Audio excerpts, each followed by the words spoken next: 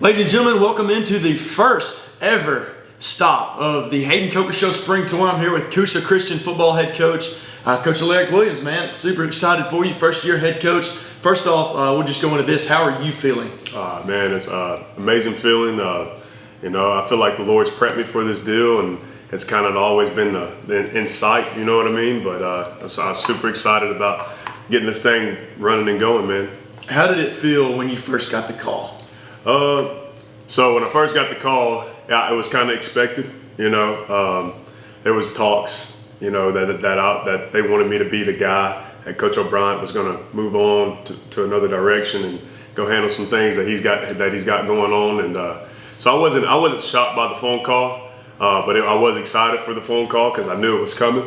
And so when it happened, man, I was excited and ready to go. So.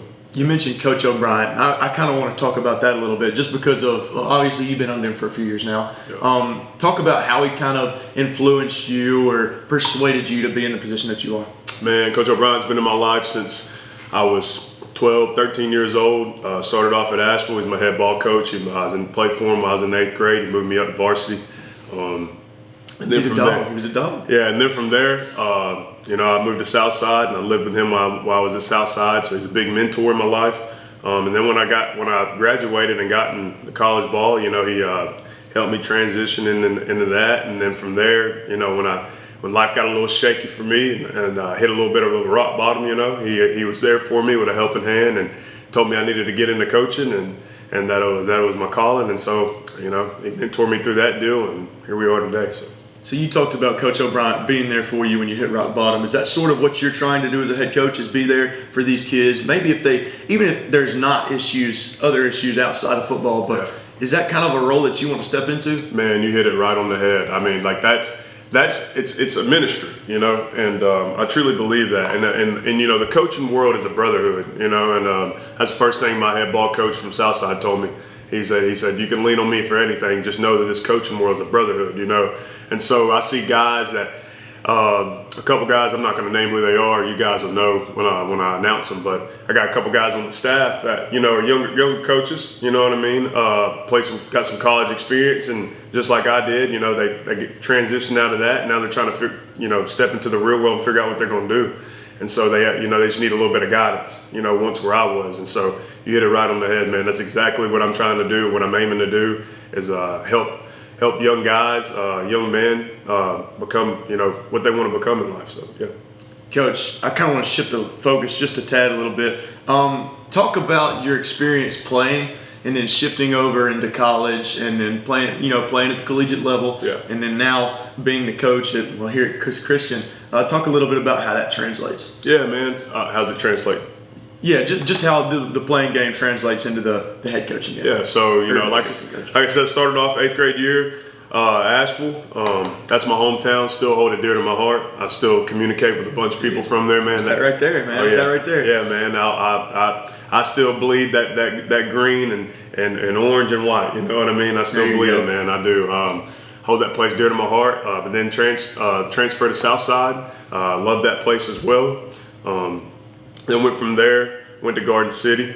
I signed with Auburn, had some things, shake up there academically, and signed with Garden City. And then from Garden City, came back home for a little bit, tried to, go on to Jack State when Coach Cross was there, and some things just, he went to Clemson, and things just didn't fall into place. And so I got into coaching, and because Coach O'Brien, I came to practice, and Coach O'Brien was like, hey man, just come to practice, man, and just kind of hang out with the guys and, be a good representation for his kids. And so I did. I came and just kind of talked to him, gave him a message, and I came out to practice. Well, I saw the running back do something wrong. And so the player in me, the player in me, That's not right. I had to go correct him, And so after that, he invited me to the next game that they had that Friday night. And so I came that Friday night, standing on the sideline. Well, same thing happens. Saw a player do something that I knew I had to correct. I saw no coach correct it, so the player in me, I had to go correct it. Well, that right there kind of created a relationship with those players. They realized, okay, he's here to help us. Yeah. And so They went on to win that game. It was actually a big game for them. They win that game, and then, Coach O'Brien comes to me that Sunday, and he's like, hey, we went to church together at the time, and he came to that Sunday, and he said, hey, man, I'm telling you, you should call it. You need to get into it. He was like, I'm telling you, you're going to be great at this. You need to coach ball. And I was like, I don't know. And so later that day, I thought about it, prayed on it a little bit, thought about it, and then it was on my heart to do it, man, so I did it. And I finished out the rest of the season just kind of helping them out. I guess I was an overseer, you know what I mean, just and for him. And then the next year he hired me on as a offensive guy, and then it translated into being his offense coordinator. And then, from there, here we are today. So there you go. Now, see, I think that's awesome, man. Like you get into it, you're kind of like on the fence about it, and then Coach O'Brien just kind of pushed it on you. Not necessarily pushed it on you, but he pushed it just enough to where you could let it come up on you, I guess. For sure. And then, so I love that for sure, man. And now, what I think is so awesome is just like philosophies. So, for instance, let's talk about Coach O'Brien. Yeah.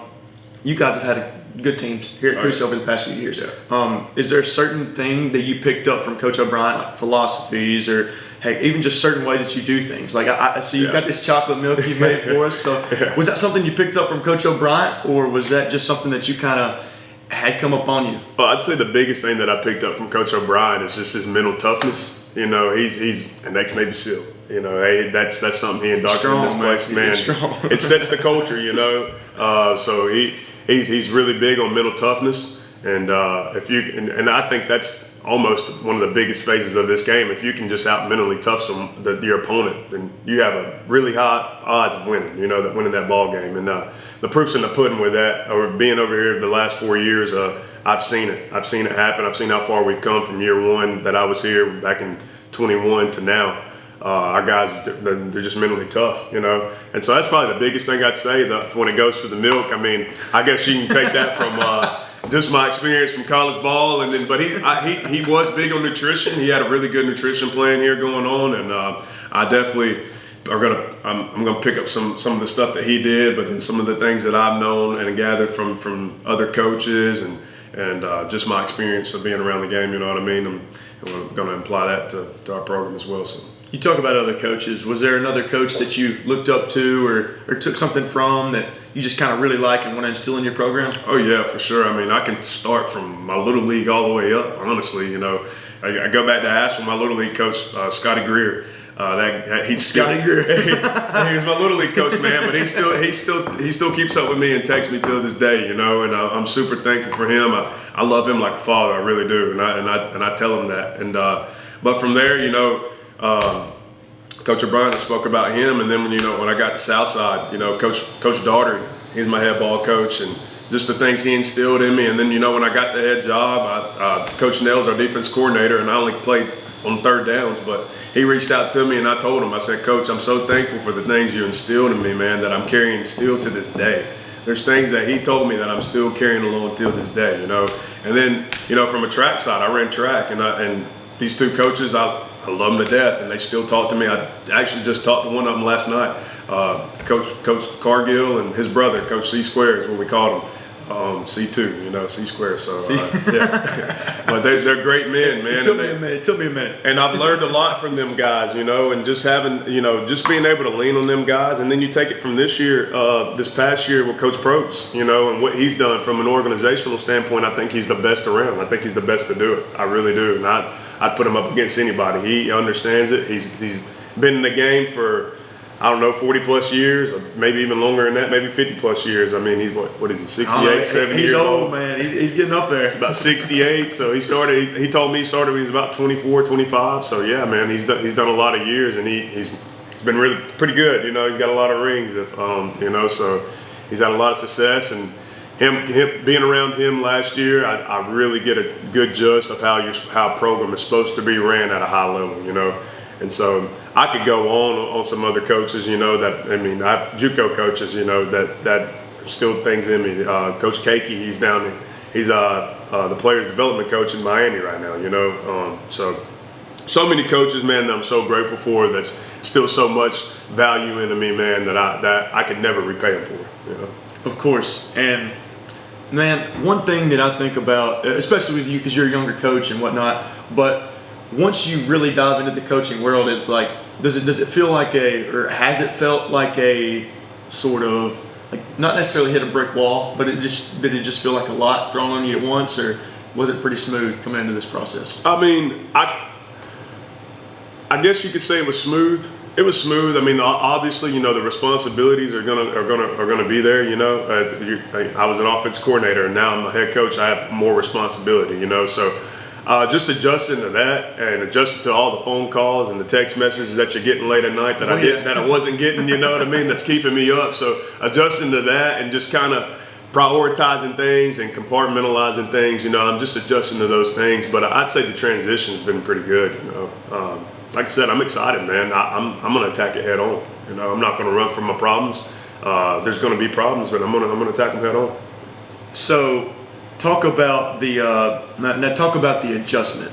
Was it like that, or did it take you a minute to kind of switch into that mode? I'd say it was like that. You know, I think you can't spend a whole lot of time sitting there thinking, because then you'll become, be an overthinker, you know what I mean? And the problems will just grow and they'll magnify even more. So if you just attack that thing and, you know, knock it out, it's kind of like cancer, you know what I mean? You cut it out as soon as it occurs, you cut it out, you know? And so that's what it is, you know, just handling those things right as they come, you know what I mean? And not putting them on the back burner and saying, hey, I'll handle that next week, or I'll handle that tomorrow. There's no time for tomorrow. You got to handle it today, you know what I mean? And worry about today, you know, so. That's just been my approach over the last few weeks, and I'd say it's going pretty good. Was there any surprises, or has there been any surprises when it comes to just taking on the role in itself? Not really. Not that I'm having to mend a couple bridges, you know what I mean? I get what you're saying. I mend a couple bridges, but other than that, man, it's been smooth riding, man. It really has. I've had a lot of coaches that I've reached out to on our schedule, you know, that's excited, you know, for me, and you know, excited for the upcoming season. And just I've you know, Steve Smith down the road right here at Westbrook. I talked to him, and he's excited for me, and he's been super grateful. I'm gonna say super helping, you know, and he told me he'd help me in any way. So, I mean, it's been smooth, man. I have no complaints, really. Is there one thing that you're preaching to your kids here in the off season and trying to get, you know, you're trying to get physically fit and everything with the spring and all, but if there's one thing that you're preaching to your kids just to kind of get them into the mindset of, hey, this is Coosa Christian football. Yeah. I'm your head coach. Let's go do this. Yeah, it's simple. It's trust the process. You know, that's what I said on my first show with Average Joe's, and then I said it again on Kapow Media. You know, I told the parents, I just want you to trust the process, and same with the kids. Trust the process. Understand that it's going to be a process. You know, everything how far we've come was a process. You know what I mean? We went from being a nobody school where nobody knew about this place 4 or 5 years ago to last year winning the state championship. But nobody understands everything that happened in between there. How many, you know, lost days we've had, how many failure days we had, you know what I mean? But those days are gonna happen, but they grow you, you know, and I saw it with my own eyes, you know what I mean? I was in it. And so that's what I'm preaching to the kids. Trust the process, trust in me, and trust in yourselves, you know, but ultimately trust in the Lord and have some faith. There you go. You trust in the Lord and have some faith, and you trust in the process. It's going to work out. I promise you. The end goal of what our end goal is, we will reach that end goal if we do those two things. We trust in the process, trust in the Lord. You know. We're in the Bible Belt, so I know a lot of people out there are going to appreciate that. Man, Coach, first off, thank you. Yeah. I really appreciate it, man. It means a lot to me that you guys would let me come in here and kind of talk to you. So man, Hayden, you do a great job. I wish you nothing but the best, man. You're going to do great things. You're just beginning this deal, but the Lord's got something so great in store for you, man. And I appreciate you letting me be the first coach, and can't wait to see how far you go, man. Absolutely, man. Yeah. I remember being in high school and people talking about Alaric. I'm like, man, who is this dude? Who is Alaric? And then of course, you get some background and everything. And I'm like, yeah, this dude's about it. This dude's cool. So, man, for real, I appreciate it, and I'm gonna come back, man. Don't worry. Come on. Yes, sir. What was it, May 2nd? Back over the summer. May 2nd. What is it? May 7th. May 7th. May 7th. All right, so I gotta hit 175 on bench. All right, we're gonna do it.